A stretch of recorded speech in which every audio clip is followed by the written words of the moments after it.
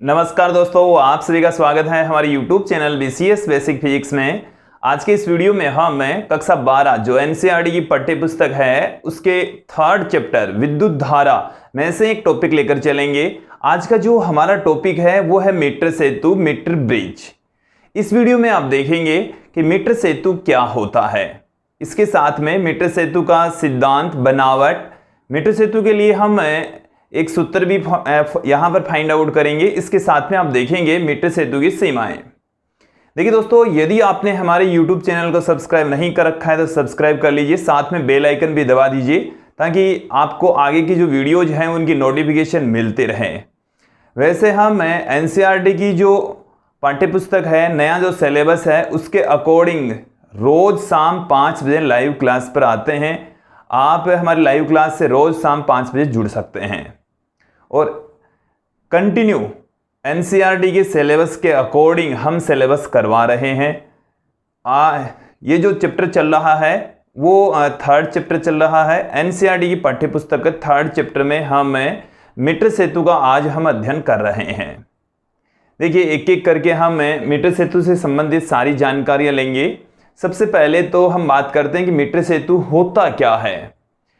इसकी बनावट से हम समझेंगे, मीटर सेतु के उपयोग से इसको हम समझेंगे। देखो, मीटर सेतु व्हीटस्टोन सेतु के सिद्धांत पर काम करता है। तो सबसे पहले तो मैं आपको थोड़ा सा रिवाइज करवा देता हूं कि व्हीटस्टोन सेतु है क्या।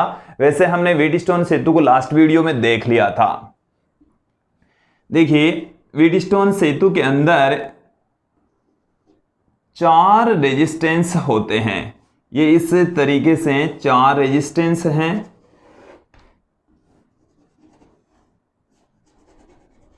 ये इस रेजिस्टेंस को नाम देते हैं P, इसको Q, इसे R और इसे हम देते हैं S। और ये किसी चतुर्भुज की चारों भुजाओं पर जुड़े हुए हैं और उन भुजाओं का नाम है AB, BC, CD और DA। A और C के मध्य हम एक सेल यहां पर जोड़ देते हैं, एक कुंजी यहां पर लगा देते हैं और चाहे तो आप यहां पर एक धारा नियंत्रक भी जोड़ सकते हैं, नहीं जोड़े तो भी काम चल जाएगा। इसका विद्युत वाहक बल E, इस को हमने नाम दिया K1। B और D के बीच में हम एक धारा मापी और एक अन्य कुंजी K2 यहां पर जोड़ देंगे। हमने यहां पर एक अन्य कुंजी लगा ली K2, एक कुंजी यहां पर कनेक्टेड है K1। तो ये हमारा व्हीटस्टोन सेतु था। क्या था? व्हीटस्टोन सेतु। क्लियर? अब देखिए, थोड़ा सा मैं आपको बताता हूं कि मीटर सेतु में क्या होता है।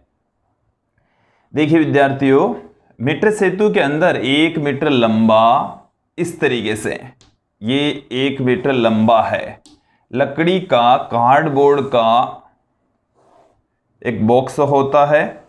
इस तरीके से एक लकड़ी का बना हुआ है।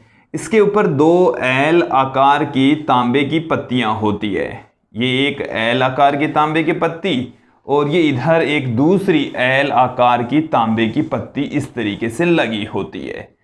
इन दोनों पत्तियों के मध्य एक सीधी तांबे की पत्ती लगी होती है। तो ये तांबे की पत्ती है, ये वाली तांबे की पत्ती है और ये वाली भी तांबे की पत्ती होती है। और ये लकड़ी का बोर्ड है। ये किसका है? लकड़ी का बोर्ड। क्लियर? अब देखिए, यहां पर मीटर सेतु के अंदर ये वाला बिंदु होता है A और ये वाला बिंदु होता है D और ये वाला बिंदु होता है C। यहां पर देखिए, A और C के मध्य 1 मीटर लंबा, ये जो AC है वो 1 मीटर लंबा मैग्नीन या कॉन्स्टेंटन का वायर होता है। AC, ये AC क्या है? 1 मीटर लंबा, 1 मीटर लंबा है।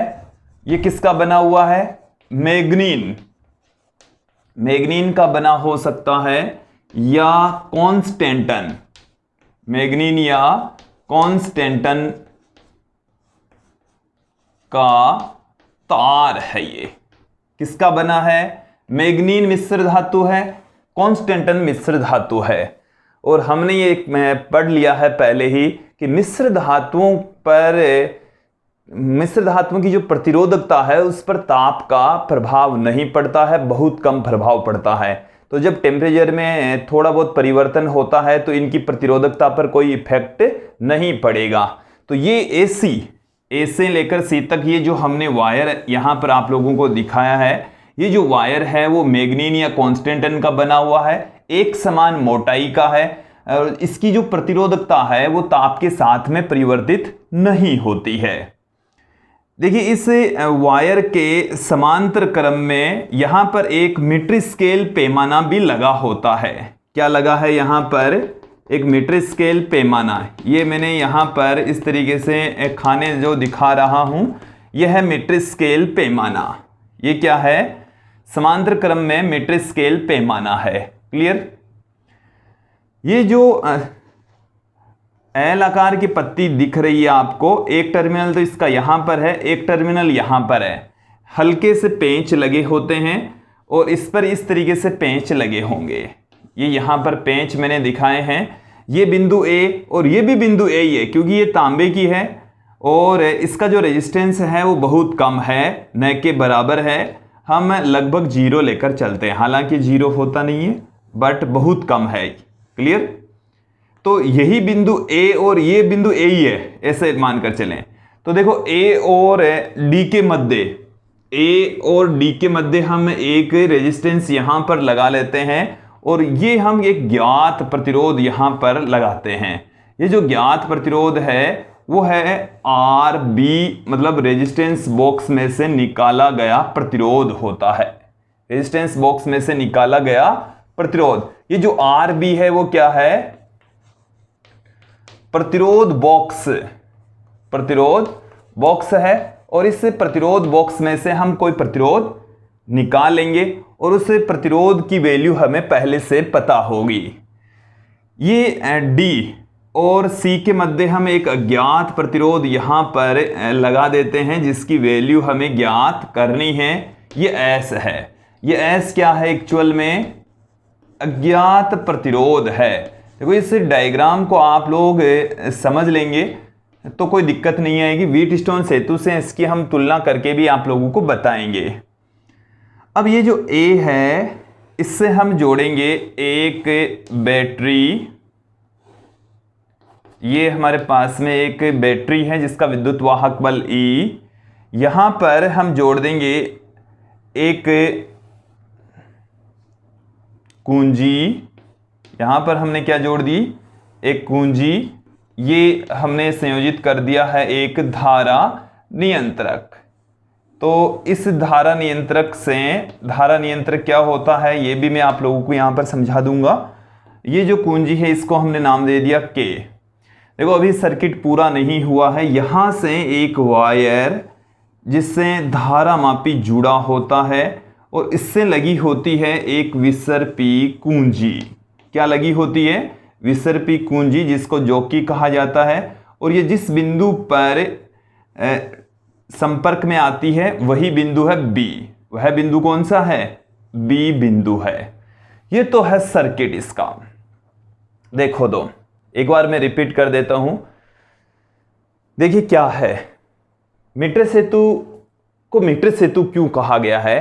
क्योंकि इसमें 1 मीटर लंबे मैग्नीन या कॉन्स्टेंटन के तार का प्रयोग किया जाता है, इसलिए इसे मीटर सेतु कहा गया है। क्लियर?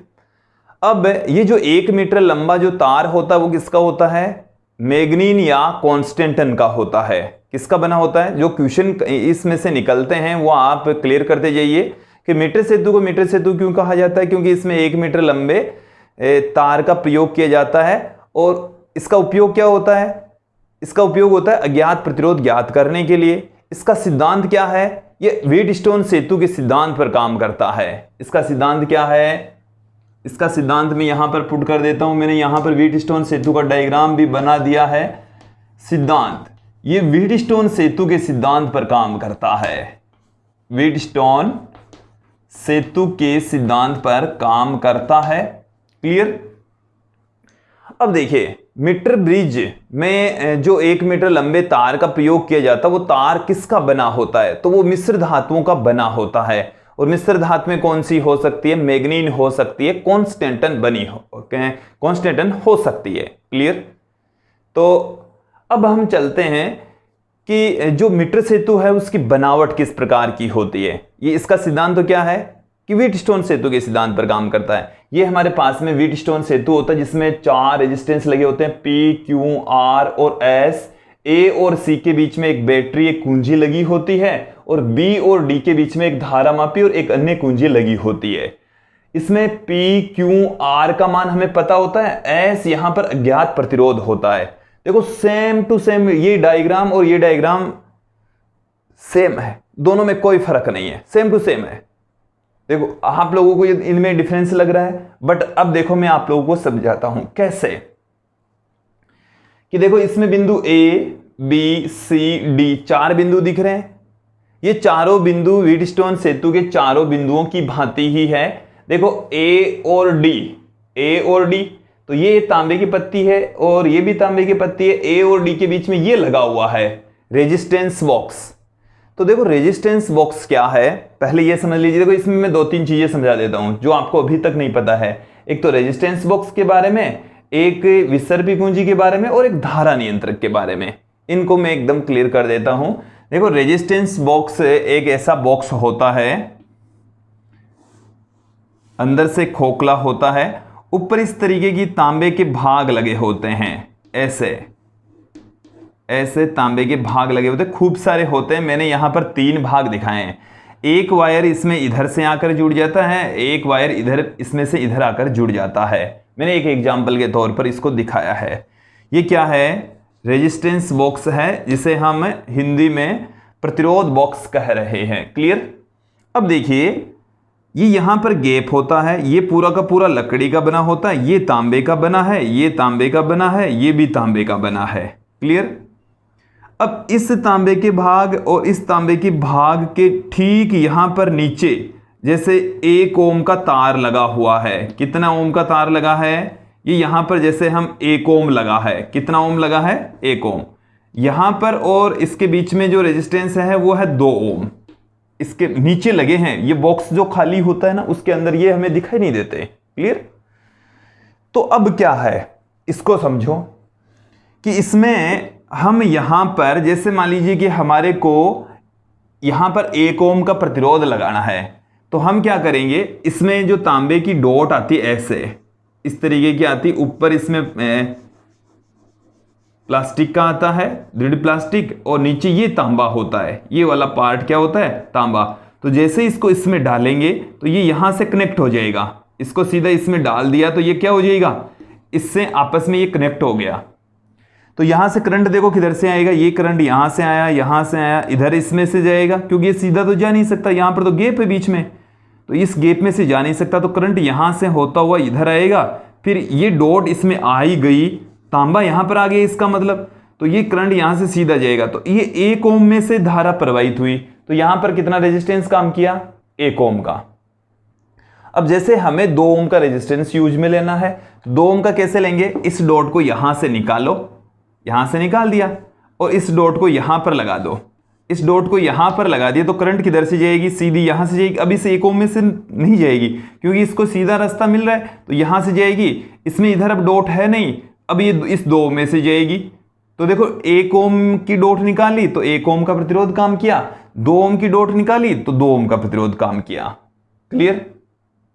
अब जैसे मान लीजिए कि हमें 3 ओम का चाहिए, तो 3 ओम के में क्या करेंगे? हम यहां से इसमें भी डॉट नहीं लगाएंगे और इसमें भी हम डॉट नहीं लगाएंगे। तो देखो करंट किधर से जाएगी? इधर से ऐसे आई, 1 ओम में से गई, फिर यहां से आई, इस 2 ओम में से गई, फिर इधर से, तो 1 ओम में से भी चली गई, फिर श्रेणी क्रम में ये 2 ओम और लगा हुआ है, तो 1 ओम में से भी गई, 2 ओम में से भी गई, तो 1 ओम प्लस 2 ओम श्रेणी क्रम में 2 रेजिस्टेंस लगे हुए हैं, तो 3 ओम यहां पर रेजिस्टेंस काम करता है। तो रेजिस्टेंस बॉक्स में ऐसे बहुत सारे रेजिस्टेंस लगे होते हैं जिनकी वैल्यू अलग अलग होती है। 1 ओम, 2 ओम, 2 ओम, 5 ओम, इस तरीके से होते हैं। और जैसे हमें जो भी जैसे मान लो 1 ओम, 2 ओम, 3 ओम, 4 ओम इस तरीके की रेजिस्टेंस यूज में लेने होते हैं, तो हम उनकी रेजिस्टेंस की वैल्यू काउंट करके उनमें से डॉट निकाल लेते हैं, बाकी की सभी डॉट्स को लगा देते हैं। तो जितनी डॉट निकाली है उतना रेजिस्टेंस काम कर रहा है। क्लियर? जैसे 1 ओम वाली निकाली तो 1 ओम काम कर रहा है, 2 ओम वाली निकाली तो 2 ओम काम कर रहा है, 1 ओम और 2 ओम वाली दोनों निकाली तो 1 + 2 मतलब 3 ओम काम कर रहा है। क्लियर? तो रेजिस्टेंस बॉक्स में क्या होता है, ज्ञात प्रतिरोध लगे होते हैं। जैसे ही हम डॉट निकालेंगे तो हमें पता लग जाएगा कि यहां पर कितना ओम प्रतिरोध काम कर रहा है। तो रेजिस्टेंस बॉक्स समझ में आ गया क्या होता है विद्यार्थी? रेजिस्टेंस बॉक्स समझ में आ गया होगा। अब यहां पर हम चर्चा करते हैं थोड़ी सी धारा नियंत्रक की। देखो इनके बारे में हम डिटेल से तो नहीं पढ़ सकते क्योंकि मीटर सेतु का टॉपिक है, और इसमें यदि हम प्रतिरोध बॉक्स के बारे में ही बताने लगे तो काफी बड़ा वीडियो हो जाएगा, या धारा नियंत्रक के बारे में ही बताने लगे तो बहुत बड़ा वीडियो हो जाएगा। क्लियर? तो देखिए जो धारा नियंत्रक होता है इसका काम होता है धारा को नियंत्रित करना। धारा की वैल्यू को नियंत्रित कैसे करता है ये देखिए। इसमें क्या होता है, एक इस तरीके का बेलन होता है, खोखला कुचालक मिट्टी का बना हुआ बेलन होता है। इसमें यहां पर 2 टर्मिनल होते हैं, एक टर्मिनल तो ये होता है, दूसरा टर्मिनल ये होता है। और इस टर्मिनल पर यहां पर इस बेलन के ऊपर प्रतिरोधक तार लिपटा होता है। क्या लिपटा होगा? प्रतिरोधक तार। कौन सा तार लिपटा होता है? प्रतिरोधक तार लिपटा होता है। अब यहां पर एक सीधा भाग और होता है। देखो इससे एक टर्मिनल तो यहां से जोड़ देते हैं। अब देखो दूसरा वाला इस वायर से यहां से नहीं जोड़कर यहां से, तो इस तरीके से एक टर्मिनल यहां जोड़ते हैं, एक ऊपर दूसरा नीचे। क्लियर? ये जो टर्मिनल है वो इस रेजिस्टेंस वायर से जुड़ा हुआ है, ये वाला भी इस रेजिस्टेंस वायर से जुड़ा हुआ है। यहां पर एक चालक भाग होता है जो कि इसके ऊपर आगे पीछे फिसल सकता है, आगे पीछे इसके ऊपर फिसल सकता है, गति कर सकता है। अब देखो ध्यान देना कि एक वायर हमने यहां से जोड़ दिया, दूसरा वाला वायर यहां से इससे जुड़ा होता है, तो करंट यहां से आएगा और यहां से उसको जो रास्ता मिलेगा उस रास्ते से जाना पसंद करेगा। तो ये यहां से यहां तक तो इसमें करंट जाती है, बट ये यहां से कुचालक से जुड़ा होता है, ये यहां से सीधा इससे वायर से यहां से ये जुड़ा हुआ नहीं है। क्लियर? ये वाला भाग है वो तो इस रेजिस्टेंस वायर से जुड़ा होता है। तो देखो यहां पर ये एक फिसलने वाला भाग होता है, तो यहां से जो करंट है वो इस वायर में से होता हुआ यहां तक गुजरता है। क्लियर? तो जब भी पूरे वायर में से गुजरता है तो ये पूरा का पूरा रेजिस्टेंस काम करता है। ऐसे ये यहां से करंट आई और यहां से निकल गई, तो ये पूरा का पूरा तार है वो एक रेजिस्टेंस की भांति काम करता है, प्रतिरोध की भांति ही काम करता है। क्लियर? अब देखो यहां पर आप देखेंगे कि ये जो करंट है वो इसमें से यहां तक तो जाता है, बट यहां से आगे पार नहीं होता। तो यहां पर एक पत्ती लगी होती है, वो पत्ती इससे टच होती है, ऐसे इन वायर से टच होती है। तो जैसे मान लीजिए इस पत्ती को हम यहां ले आए तो करंट सीधा यहां तक जाएगा, फिर इनमें से जाएगा, फिर आगे से इतने वायर में से जाएगा, तो इसका मतलब है इन वायर में से नहीं जाएगा। तो जैसे ही जैसे एक वायर यहां से न जोड़कर ये वाला जो वायर होता है वो इस तरीके से जुड़ा होता है, ऐसे जुड़ा होता है। तो यहां से करंट आया, फिर इनमें से बहकर गया, फिर इस पत्ती को इधर आगे सरका देंगे, तो आगे सरका देंगे तो इतने वायर में से होकर धारा प्रवाहित होगी, इधर वाले में से प्रवाहित नहीं होगी, क्योंकि करंट सीधा यहां से जाएगा, फिर इन बाकी के वायर में से आगे वाले वायर में से जाएगा, इधर वाले में से प्रवाहित नहीं होगा। तो इसको हम जैसे ही आगे पीछे खिसकाते हैं तो रेजिस्टेंस की वैल्यू कम या ज्यादा होती है। तो यहां पर वोल्टेज ड्रॉप करने के लिए धारा नियंत्रक का प्रयोग किया जाता है। आप लोग यहां पर यह ध्यान रखेंगे कि इसको हम आगे पीछे खिसकाकर प्रतिरोध को कम या ज्यादा कर सकते हैं।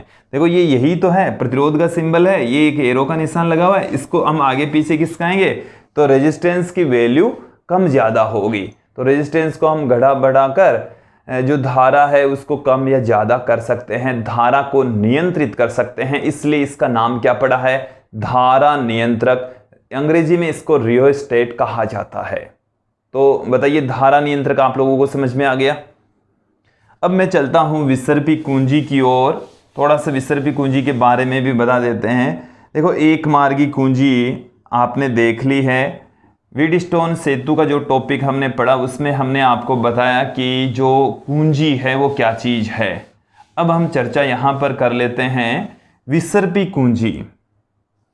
देखो विसर्पी कुंजी पेन की भांति होती है, इस तरीके से पेन की भांति है कुचालक, और यहां पर चालक भाग लगा होता है। ये एक वायर इसका यहां से जुड़ता है, यहां पर एक चालक कील लगी होती, वो इस कील इसके सामने वाला जो नोक होता है, ये देखो ये इसका जो आवरण होता है ना वो तो कुचालक, बीच में कील लगी होती ये चालक, और सामने जो भाग लगा होता है ये भी चालक होता है, तीखा भाग होता है। इस तरीके से भाग होगा, तीखा भाग होगा। क्लियर।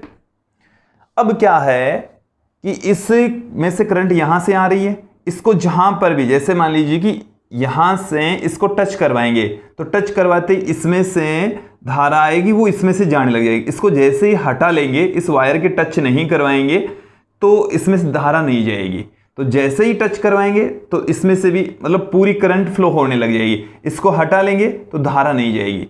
तो कुंजी का काम ही तो यही होता है कि धारा जो परिपथ है उसमें धारा का संबंध स्थापित करना, धारा को विच्छेद करना। तो जैसे ही इसको टच करवाएंगे, देखो ऐसे चौक की भांति है, इसको टच करवाएंगे तो इसमें से धारा बहने लग जाएगी, इसको हटा लेंगे इस वायर पर से तो धारा का प्रवाह बंद हो जाएगा। तो ये है विसर्पी कुंजी। क्लियर। अब हम व्हीटस्टोन सेतु और मीटर सेतु की तुलना करते हैं। क्या ये दोनों सेम ही हैं? दिखने में तो सेम नहीं लग रहे हैं। क्या विद्यार्थियों आपको दिखने में सेम लग रहे हैं, जबकि मैं बार बार बोल रहा हूं कि ये सेम ही है? देखो सेम ही है। कैसे कैसे? ए बी सी डी 4 बिंदु इसमें भी हैं, 4 बिंदु इसमें भी है। देखो ए और सी के बीच में, ए और सी के बीच में ये एक बैटरी लगी है, ये बैटरी लगी है, ये एक कुंजी लगी है K1, K1 के स्थान पर यहां पर K लगा दिया, कुंजी है। यहां पर ये धारा नियंत्रक लगा है। चाहे तो आप यहां पर भी धारा नियंत्रक दिखा सकते हैं, कोई दिक्कत नहीं है। यहां पर भी इस तरीके से करके धारा नियंत्रक दिखाया जा सकता है। तो A और C के बीच में ये जो सर्किट जुड़ा हुआ है ये तो सेम ही आ गया, दोनों में आ गया इतना तो ठीक। अब देखो A और D के बीच में ये एक रेजिस्टेंस बॉक्स लगा है, इसका खुद का प्रतिरोध होता है, और इसका जो प्रतिरोध होता है उसको हम R मान लेंगे। प्रतिरोध बॉक्स में जो प्रयुक्त प्रतिरोध है वो क्या है? R। तो देखो A और D के बीच में क्या है? R लगा हुआ है, और यहां पर भी ये R लगा हुआ है। क्लियर। फिर देखो ये A है और ये D है, तो A और D के बीच में R, जो कि रेजिस्टेंस बॉक्स में से हम जितना रेजिस्टेंस निकालेंगे हमें पता है, ये तो ज्ञात प्रतिरोध है। अब देखो C और D के बीच में, C और D के बीच में ये अज्ञात प्रतिरोध S है, तो ये C है, ये D है, और इन दोनों के बीच में ये एक रेजिस्टेंस लगा हुआ है जो कि अज्ञात प्रतिरोध है, जो कि क्या है? अज्ञात प्रतिरोध है, जिसकी वैल्यू हमें ज्ञात करनी है, हम ज्ञात करना चाह रहे हैं। मीटर सेतु की सहायता से हम ज्ञात करना चाह रहे हैं। क्लियर। फिर देखो कि A और C बिंदु B से, देखो A और B के बीच में प्रतिरोध B लगा हुआ है।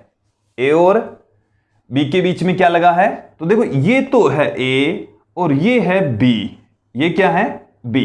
अब यहां पर ये जो वायर आप देख रहे हैं ये मैग्नीन या कॉन्स्टेंटन का है, मैग्नीन या कॉन्स्टेंटन का है। हम इसकी लंबाई कंसीडर कर लेते हैं, ये L है। तो देखिए दोस्तों यहां से लेकर यहां तक की जो लंबाई है वो है 100 सेंटीमीटर, तो B तक इसकी लंबाई L, तो इसकी लंबाई यहां पर कितनी बच जाएगी? 100 माइनस L बच जाएगी, 100 माइनस L।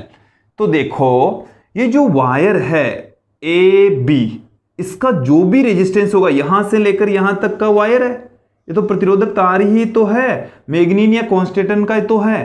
तो इस वायर AB जो कि L लंबाई का है, इसका जो भी रेजिस्टेंस होगा वह प्रतिरोध P के बराबर होगा। तो AB क्या है? L लंबाई का प्रतिरोधक तार, L लंबाई का प्रतिरोधक तार है, प्रतिरोध तार है। क्लियर। फिर उसको देखो B और C, देखो ये जो A और B के बीच में जो रेजिस्टेंस काम कर रहा है ना, ये L लंबाई का प्रतिरोध, ये किसकी भांति काम कर रहा है? P की भांति काम कर रहा है। तो ये किसकी भांति काम कर रहा है? P की भांति काम कर रहा है। फिर देखो B और C, तो B यहां पर आ गया, C यहां पर आ गया, बी और सी के बीच में ये जो रेजिस्टेंस, ये वाला जो रेजिस्टेंस वायर है वो क्यू की भांति काम कर रहा है। ये जो बी से लेकर सी तक का है जो कि 100 माइनस एल लंबाई का प्रतिरोधक तार है, क्यू के बराबर है। प्रतिरोध तार, लंबाई का प्रतिरोध तार है, प्रतिरोध तार है। कितनी लंबाई का है? 100 माइनस एल लंबाई का है, जो कि इसकी वैल्यू किसके बराबर होगी? कैपिटल क्यू के बराबर होगी।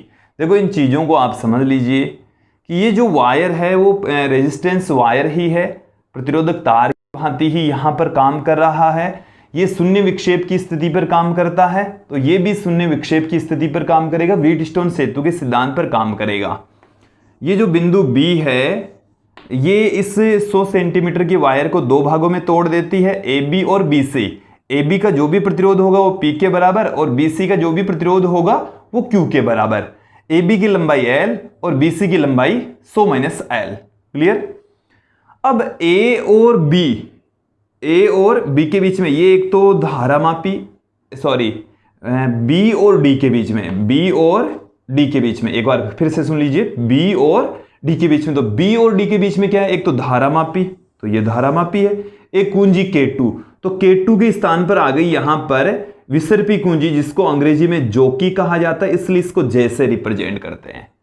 विसर्पी कुंजी को क्या कहा जाता है? जॉकी, इसलिए इसको J से रिप्रेजेंट करते हैं। और जहां पर विसर्पी कुंजी होती है, संपर्क में आती है इस वायर AC के, वहीं पर बिंदु B होता है। तो बताइए क्या ये दोनों सर्किट सेम हो गए? यदि आप लोगों ने इनकी तुलना अच्छे से समझी है तो मीटर सेतु और व्हीटस्टोन सेतु का जो परिपथ होता है वो सेम ही होता है। बस केवल इस व्यवस्था को हमने क्या कर दिया? एक लकड़ी के बॉक्स पर व्यवस्थित कर दिया। अब देखिए जो व्हीटस्टोन सेतु होता है वो शून्य विक्षेप की स्थिति में काम करता है, अर्थात जब इस धारामापी में कोई विक्षेप नहीं आता, धारामापी में कोई विक्षेप प्राप्त नहीं होता, तो उस कंडीशन में P बट्टे में क्यूब की वैल्यू है वो R बट्टे में S के बराबर होती है। P बाई क्यूब बराबर होता है R बट्टा S के, तो ये तो है P बाई क्यूब बराबर होता है R बट्टे में S, और S जो है वो एक अज्ञात प्रतिरोध है जिसकी वैल्यू हम ज्ञात करना चाह रहे हैं। चाहे तो व्हीटस्टोन सेतु की सहायता से ज्ञात कर लो, चाहे मीटर सेतु की सहायता से ज्ञात कर लो। मीटर सेतु आसान तरीका है, देखो कैसे है। इतना विद्यार्थियों आप लोगों को समझ में आ गया। अब मैं इस मीटर सेतु की डायग्राम को हटाकर यहां पर इसके लिए सूत्र फाइंड आउट कर रहा हूं। मैंने जो मीटर ब्रिज है उसके डायग्राम को आप लोगों को अच्छे से समझा दिया है। अब मैं यहां से इसको हटा रहा हूं, इसको आपको अच्छे से ध्यान में रखना है। इसके लिए जो संतुलन का प्रतिबंध है वो भी आप लोग दिमाग में फिट बिठा लीजिए। P बाई क्यूब बराबर होता है R बट्टे में S। मिटा दें अब इसको। विद्यार्थियों बोर्ड पर आप नजर रखेंगे तो ही समझ में आएगी, ये भौतिक विज्ञान है, फिजिक्स है, और फिजिक्स में आप कंटिन्यू रहेंगे तो समझ में आएगी। और इसमें भी आप लोग जैसा कि मैं देख रहा हूं बेवजह बिना कोई रीजन की फालतू की बातें करते हैं, चैट करते हैं, जिसका कोई सेंस नहीं है। आप लोगों को क्या चाहिए कि इस टॉपिक को अच्छे से देखें, और यदि कोई टर्म नहीं समझ में आ रही तो आप हमसे पूछें। इसीलिए लाइव क्लास का सेंस होता है, आप पूछेंगे तो हम बताएंगे। हो सकता है 1-2 मिनट बाद में बता पाएँ, आपका मैसेज मेरे तक 1-2 मिनट लेट तक पहुँचे, पर बता देंगे। क्लियर? बट आप पढ़ाई से रिलेटेड बातें कर ही नहीं रहे हो, जैसे कि मैं देख रहा हूँ आप पढ़ाई से रिलेटेड बातें नहीं कर रहे हैं, जो कि अच्छे संकेत नहीं है। तो ध्यान देंगे आप लोग, कंटिन्यू ध्यान देंगे तो ही ये टॉपिक समझ में आएगा। ठीक है?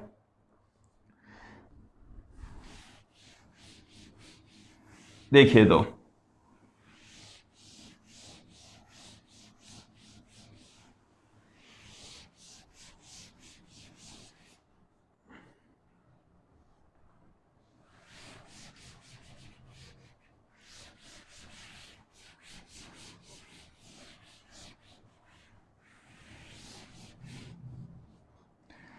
देखिए इतना आप लोगों को समझ में आ गया होगा।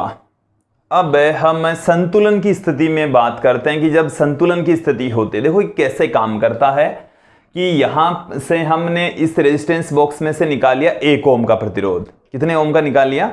1 ओम का प्रतिरोध निकाल लिया। हम अपनी इच्छा से इस आर का मान बदलते चले जाएंगे। हमने जैसे मान लिया कि 1 ओम निकाल लिया या 2 ओम निकाल लिया, या इसमें से निकाले गए प्रतिरोध का मान कितना है? कैपिटल आर है। तो ये हमें पता है, इसकी वैल्यू हमें ज्ञात करनी है। अब देखो कि जैसे मान लीजिए कि हमने संतुलन की स्थिति के लिए इस विसर्पी कुंजी को क्या करते हैं, इस वायर के ऊपर ऐसे टच करवाते हैं, ऐसे टच करवाएंगे इसके ऊपर, तो इससे धारामापी में विक्षेप आएगा। एक तरफ विक्षेप आ रहा है, फिर देखो इधर हम टच करवाएंगे तो एक तरफ विक्षेप आएगा, इधर टच करवाएंगे तो दूसरी तरफ विक्षेप आएगा।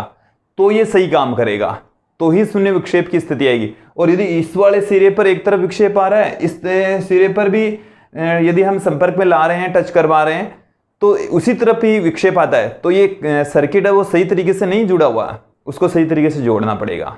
वो तो एक त्रुटि है, हमने सही तरीके से इसको कनेक्ट नहीं किया है। तो फिर देखो क्या करेंगे, देखो सही तरीके से जोड़ दिया आपने इसको, आपने एक सिरे पर टच करवाया तो एक तरफ विक्षेप, दूसरे सिरे पर टच करवाया तो दूसरी तरफ विक्षेप।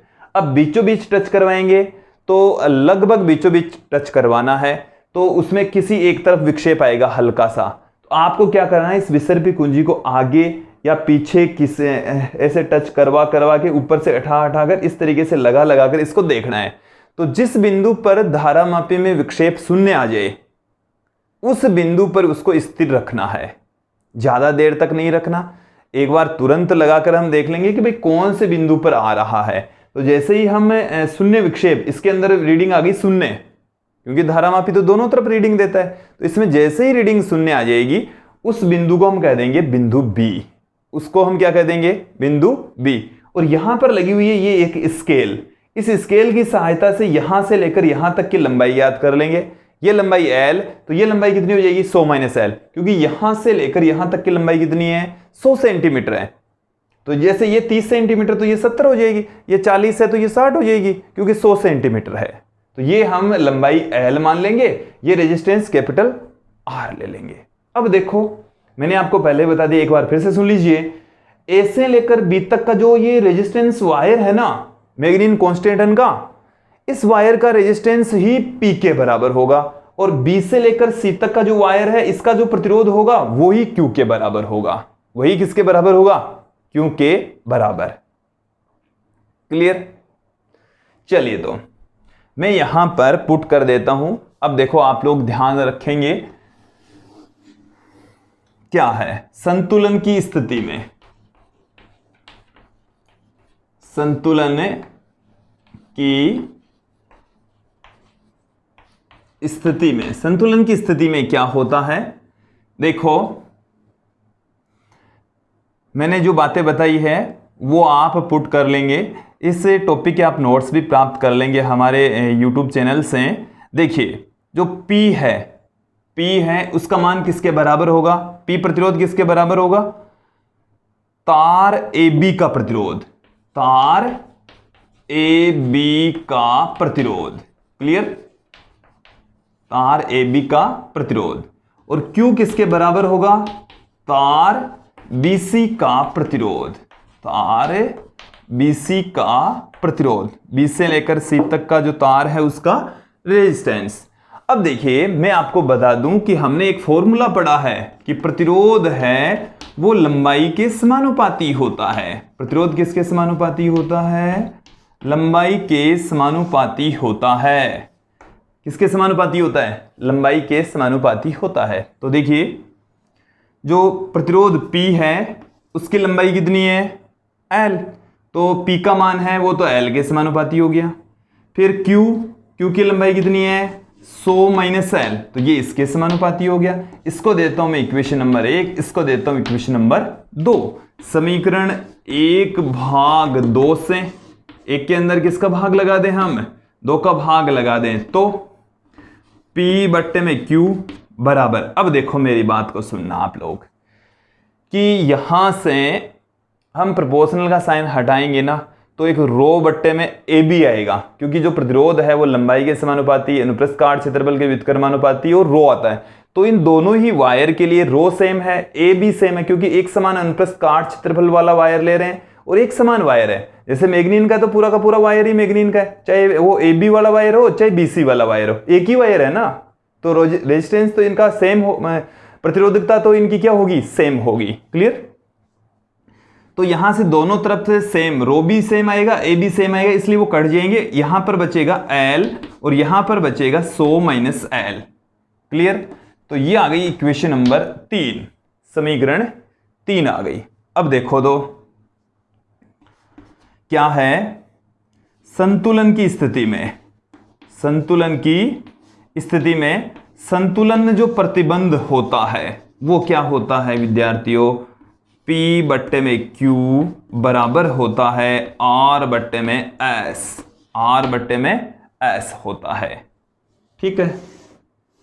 अब देखो दो समीकरण 3 और 4 की तुलना कर दें, क्योंकि इनकी जो लेफ्ट हैंड साइड है वो P बाई Q के इक्वल है, P बाई Q के इक्वल, तो राइट हैंड साइड भी इक्वल हो जाएगी। तो समीकरण 3 बराबर 4 से 3 और 4 को हम क्या कर दें, बराबर पुट कर दें। तो देखो L बट्टे में 100 माइनस एल, L बट्टे में 100 माइनस एल बराबर है R बट्टे में S, बराबर क्या है, R बट्टे में S। तो S बराबर क्या आ गया, ये 100 माइनस एल इधर चला गया, ये S इधर आ गया, L नीचे चला गया, तो 100 माइनस एल बट्टे में L इंटू में कैपिटल R, इंटू में कैपिटल R। ये फॉर्मूला आ चुका है। किसी मीटर सेतु से हम अज्ञात प्रतिरोध कैसे ज्ञात करते हैं, S बराबर 100 माइनस एल बट्टे में L इंटू में R। अब देखो आपने यहां से जो रेजिस्टेंस निकाला वो आपको पता है, 1 ओम 2 ओम 4 ओम 5 ओम जो भी आपने निकाला वो आपको पता है, वो यहां से आप देख लेंगे। अब संतुलन की लंबाई यहां से ज्ञात कर लेंगे, तो ये आपने निकाला वो है, और ये आप यहां से शून्य विक्षेप की स्थिति ज्ञात करके L की लंबाई निकालेंगे। तो L का मान यहां पर रख देंगे, R का मान यहां पर रख देंगे। R का मान ओम में रखना है, L का मान सेंटीमीटर में, क्योंकि ऊपर वाला भी सेंटीमीटर में, ये भी सेंटीमीटर में, सेम मात्रक यूज में लेना है। क्लियर। तो जब इन दोनों की वैल्यू पुट कर देंगे तो अज्ञात प्रतिरोध S आ जाएगा। अज्ञात प्रतिरोध कौन सा आ जाएगा, S। तो मीटर सेतु के लिए अज्ञात प्रतिरोध ज्ञात करने का जो फॉर्मूला है वो दिमाग में फिट बिठा लीजिए। क्या है फॉर्मूला, 100 माइनस एल बटे में एल इंटू में कैपिटल R, जहां कैपिटल R होता है प्रतिरोध बॉक्स में प्रयुक्त प्रतिरोध, और L है संतुलित लंबाई। L क्या है, मीटर सेतु की संतुलित लंबाई कहलाती है, जो कि A सिरे से नापी जाएगी, मापी जाएगी। ठीक है। बताओ, तो मीटर सेतु के लिए इतनी चीजें तो समझ में आ गई ना, फॉर्मूला समझ में आ गया। अब मैं मीटर सेतु के लिए अज्ञात प्रतिरोध ज्ञात करने का फॉर्मूला बता दिया है, इसकी कुछ सीमाओं की यहां पर चर्चा करता हूं कि ये कब तक काम करेगा और कब ये काम करना बंद कर देगा, इसकी लिमिटेशंस कहां तक है। तो मैं यहां से इसको मिटा दूं विद्यार्थियों, इसको यहां से हटा देता हूं, फिर इसकी सीमाओं की चर्चा कर लेता है। तो देखिए क्या है, यहां से इसको मिटा देते हैं। देखिए कईयों को लग रहा होगा कि इसमें बहुत कम मैटर हमने बोर्ड पर लिखा है। देखो विद्यार्थियों, हमने वास्तव में बहुत कम लिखा है, सिर्फ समझाने पर जोर दिया है। यदि आपको इस टॉपिक के नोट्स प्राप्त करने हैं तो आप हमें व्हाट्सएप कर सकते हैं। सिर्फ व्हाट्सएप करेंगे, कॉल बिल्कुल नहीं करना है, क्योंकि कॉल करेंगे तो उसका आंसर नहीं दिया जाएगा। कॉल तो करनी नहीं है, पहली बात तो यही है। ट्राई नहीं करनी है, देखना ही नहीं है कि ये नंबर चलते हैं कि नहीं चलते हैं। सुन रहे हैं ना आप लोग। तो व्हाट्सएप नंबर पहले मैं बता देता हूं, जिसके ऊपर आप मैसेज करेंगे और इस टॉपिक के नोट्स प्राप्त कर सकते हैं। ये हमारे व्हाट्सएप नंबर हैं जिससे आप नोट्स प्राप्त कर सकते हैं। क्लियर। अब देखो आप, मीटर सेतु की सीमाएं, इस वीडियो के अंत में पहुंच चुके हैं हम। देखो मीटर सेतु की सीमाएं, मीटर सेतु की सीमाएं, मीटर सेतु की सीमाएं। देखो मीटर सेतु की सीमाएं क्या होगी। यहाँ पर हम क्या करते हैं कि ये हमने तांबे की पत्तियों का प्रयोग किया है। किसकी पत्तियों का प्रयोग किया है? तांबे की पत्तियों का प्रयोग किया है। तो देखो ए बिंदु हमने यहाँ पर भी ले लिया और यहाँ पर भी ले लिया। तो इतना बड़ा ए बिंदु नहीं हो सकता, बिंदु तो ए तो यहाँ ही होना चाहिए। तो ये इतना बड़ा ले लिया तो ये यहाँ, जैसे ये वायर यहाँ से यहाँ तक आ रहा है तो इनका भी तो प्रतिरोध होगा कुछ न कुछ, इन पत्तियों का भी तो प्रतिरोध होगा। जो तांबे की पत्तियां हैं इनका भी प्रतिरोध होता है। तो तांबे की पत्तियों का प्रतिरोध होने के कारण से इसमें थोड़ी सी त्रुटि उत्पन्न हो सकती है, जो कि हमने तांबे की पत्तियों का प्रतिरोध 0 लिया था, जबकि वास्तव में तांबे की पत्तियों का प्रतिरोध 0 नहीं होता है। तांबे की पत्तियों का प्रतिरोध 0 नहीं होता है। फिर भी देखो इसमें उपाय करते हैं कि इन पत्तियों का जो अनुप्रस्थ काट क्षेत्रफल, इनका रेजिस्टेंस कम रखने के लिए अनुप्रस्थ काट क्षेत्रफल अधिक रखा जाता है, तांबे की बनाई जाती है, लेकिन फिर भी इनका प्रतिरोध होता है। देखो ऐसा क्वेश्चन भी पूछ लेते हैं कि मीटर सेतु के अंदर मोटी तांबे की पत्तियों का प्रयोग किया जाता है, क्यों? तो मोटी तांबे की पत्तियों का प्रयोग क्यों किया जाता है? देखो ताकि उसका रेजिस्टेंस कम हो। R बराबर होता है रो L अपॉन में ए अधिक रखा जाता है। ए क्या रखा जाता है? अधिक, जिससे R क्या हो? कम। ए ज्यादा होगा तो R क्या होगा? कम। देखो क्वेश्चन सुनना एक बार कि मीटर सेतु में मोटी तांबे की पत्तियों का प्रयोग किया जाता है। क्यों किया जाता है? ताकि उनका रेजिस्टेंस कम से कम हो सके। इसमें मैग्नीन या कांस्टेंटाइन का तार का ही प्रयोग क्यों किया जाता है? क्योंकि इनकी प्रतिरोधकता ताप से प्रभावित नहीं होती, ये मिश्र धातुएं होती है। तो ऐसे क्वेश्चन पूछे जाते हैं जो कि आप लोगों को क्लियर कर लेने हैं। क्लियर? देखो इसके अलावा इसमें और क्या ध्यान रखना है कि इस विसर्पी कुंजी को इस तार AC पर रगड़ना नहीं है। देखो एक चीज तो मैंने बताई दी है कि जो तांबे की पत्तियां हैं उनका प्रतिरोध भी होता है, फिर भी प्रतिरोध कम से कम रखने के लिए उनकी मोटाई अधिक रखी जाती है। दूसरा क्या है कि विसर्पी कुंजी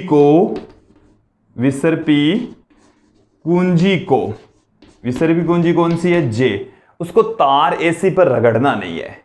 देखो कई बार क्या करते हैं, जब ये प्रैक्टिकल में भी है, कक्षा 12 की प्रैक्टिकल में भी है, तो इस विसर्पी कुंजी को इसके ऊपर रगड़ते हैं और रगड़ने से क्या होगी? ऊर्जा मिलेगी, गर्म हो जाएगा वायर, और जब वायर गर्म होता है तो उसकी प्रतिरोधकता बदल जाती है। प्रतिरोधकता बदलेगी तो उसका प्रतिरोध बदल जाएगा, तो इसलिए इसको रगड़ना नहीं है। तो तार AC पर विसर्पी कुंजी को रगड़ना नहीं चाहिए। फिर तीसरा बिंदु कि अधिक देर तक धारा भी नहीं प्रवाहित होनी चाहिए, कि जब आप रीडिंग ले रहे हैं तब तक आप इस विसर्पी कुंज मतलब इससे डॉट को लगाइए, धारा प्रवाहित करवाइए, रीडिंग लेते ही इस डॉट को बाहर निकाल लीजिए, क्योंकि जब बहुत देर तक इसमें से धारा प्रवाहित होगी तो ये वायर है वो गर्म हो जाएगा। हम ये जानते हैं कि किसी वायर में से यदि I धारा प्रवाहित हो रही, उसका प्रतिरोध R है, और यदि T समय तक प्रवाहित करते हैं तो H ऊष्मा उत्पन्न हो जाती है। यदि इस स्मॉल t का मान ज्यादा तो वायर है वो गर्म हो जाएगा, हीट क्रिएट होगा, और तार जब गर्म हो जाता है तो उसकी प्रतिरोध बदल जाते हैं। तो इसलिए अधिक देर तक धारा प्रवाहित नहीं करनी है। और देखिए दोस्तों, जो आपके पास में रीडिंग्स आए वो लगभग मध्य भाग में ही आनी चाहिए, क्योंकि इन सिरों के ऊपर यदि रीडिंग आती है तो वो एग्जैक्ट वैल्यू को नहीं बताएगी। क्लियर? बहुत सारी चीज़ें, बहुत सारी माइनर अभी सीमाएं और भी हैं, लेकिन यहाँ पर मैंने मुख्य जो बातें हैं वो आप लोगों के सामने रख दी है। किसी मीटर सेतु से कैसे हम अज्ञात प्रतिरोध ज्ञात करते हैं उसके बारे में भी मैंने आप लोगों को बता दिया है। तो दोस्तों आज के इस वीडियो में इतना ही। धन्यवाद दोस्तों, कंटिन्यू आप लोग बने रहिए। आगे का जो वीडियो आएगा वो आएगा विभव मापी से रिलेटेड। आज के लिए इतना ही। धन्यवाद दोस्तों।